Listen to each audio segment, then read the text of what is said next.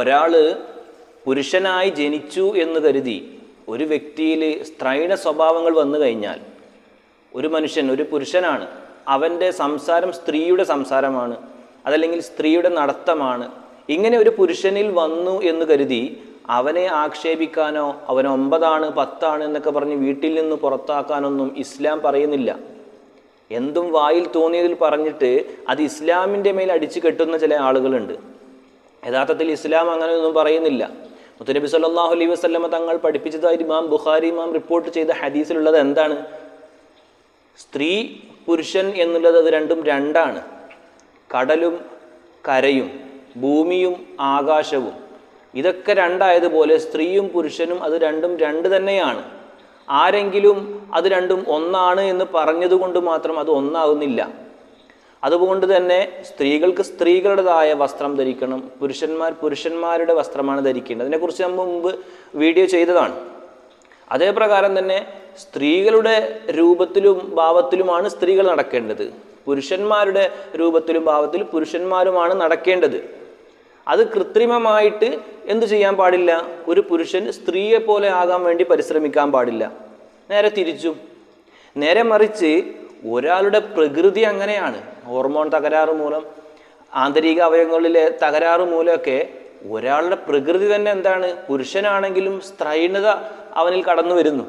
അവൻ്റെ സംസാരത്തിൽ, അവൻ്റെ നടപ്പത്തിൽ, ഇരുത്തത്തിലൊക്കെ കടന്നു വരുന്നെങ്കിൽ അതിനൊന്നും ചെയ്യാനില്ല.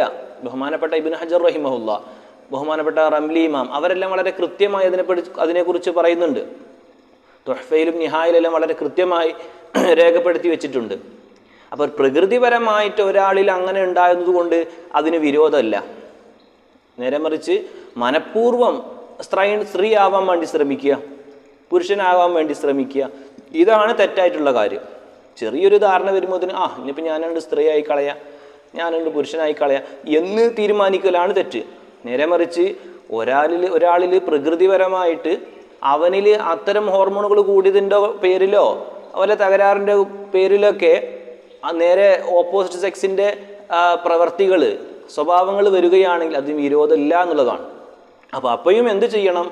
ക്രമേണ താനൊരു പുരുഷനാണെന്ന് മനസ്സിലാക്കിക്കൊണ്ട് പുരുഷൻ്റെ പൗരുഷം നിലനിർത്താൻ ആവശ്യമായ എല്ലാ കാര്യങ്ങളും അവൻ ചെയ്യേണ്ടതുണ്ട്.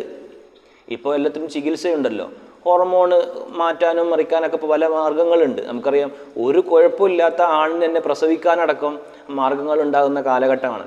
അപ്പോൾ അതുകൊണ്ട് തന്നെ അതൊക്കെ ചികിത്സിച്ചിട്ടും മറ്റുമൊക്കെ എന്ത് ചെയ്യണം? ആ പ്രശ്നങ്ങൾ പരിഹരിക്കാൻ വേണ്ടി അവൻ പരിശ്രമിച്ചു കൊണ്ടേയിരിക്കണം.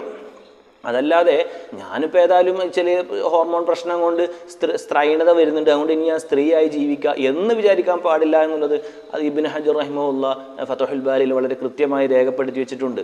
അപ്പോൾ ഇതിനെ സംബന്ധിച്ച് മനസ്സിലാക്കേണ്ടത്, നമ്മൾ ഒരു സ്ത്രീ ഒരിക്കലും പുരുഷനായിട്ടോ അല്ലെങ്കിൽ പുരുഷൻ ഒരിക്കലും സ്ത്രീ ആയിട്ടോ മനഃപൂർവ്വം മാറാൻ വേണ്ടി പരിശ്രമിക്കാൻ പാടില്ല. ഒന്ന്.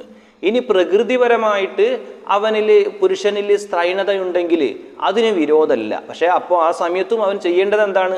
മാക്സിമം ക്രമേണയായിട്ട് അതെല്ലാം മാറ്റിക്കൊണ്ട് താനൊരു പുരുഷനാണെന്നുള്ള ഉത്തമ ബോധ്യം മനസ്സിൽ കൊണ്ടുവന്നുകൊണ്ട് തന്നെ ആ സ്ത്രൈണതയുള്ള കാര്യങ്ങൾ നീക്കാൻ വേണ്ടിയിട്ടുള്ള ആധുനിക ചികിത്സകളോ മറ്റൊക്കെ ചെയ്തുകൊണ്ട് നീക്കാൻ വേണ്ടി പരിശ്രമിക്കുക. അതല്ലാതെ താനേതായാലും ഇങ്ങനെ ആയി, ഇനിയിപ്പോൾ ഏതായാലും ഒരു സ്ത്രീകളുടെ ആ ലക്ഷണത്തോടു കൂടി ജീവിക്കട്ടെ എന്ന് കരുതി തൃപ്തിപ്പെട്ട് ജീവിക്കുക എന്നുള്ളത് ആക്ഷേപാർഹമാണ്. അള്ളാഹു ഉപകാരപ്രദമായ അറിവുകൾ വർദ്ധിപ്പിച്ചു തരട്ടെ. അസ്സലാമു അലൈക്കും.